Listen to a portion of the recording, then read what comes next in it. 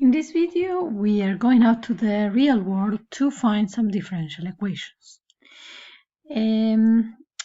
These examples, I'm pretty sure that you have seen them before, maybe at least the first one in the physics class.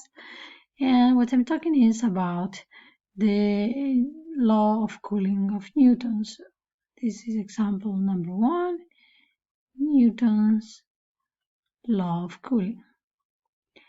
And what this law says is that the rate of change of the temperature of an object is proportional to the difference between the temperature of the object and the temperature of the environment where the object is.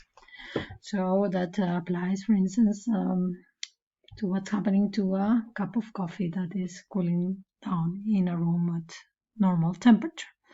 So the differential equation in this case will be, let's say we call T the temperature of the object, our cup of coffee or whatever it is, and let's say we call S the temperature of the room.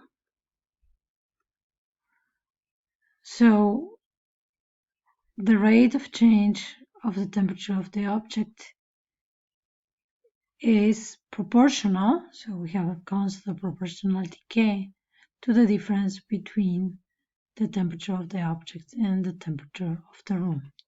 So that's an example of a differential equation, and it's one that we will know very soon how to solve. For the second example, we have a very basic model for population growth. It's a model that considers that the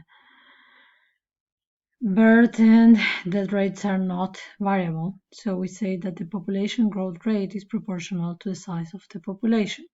So we are saying, let's say we call P the size of the population. So we are saying that the rate of change is proportional to the population, where K is the constant of proportionality. And this is also a differential equation that we'll be able to solve very soon.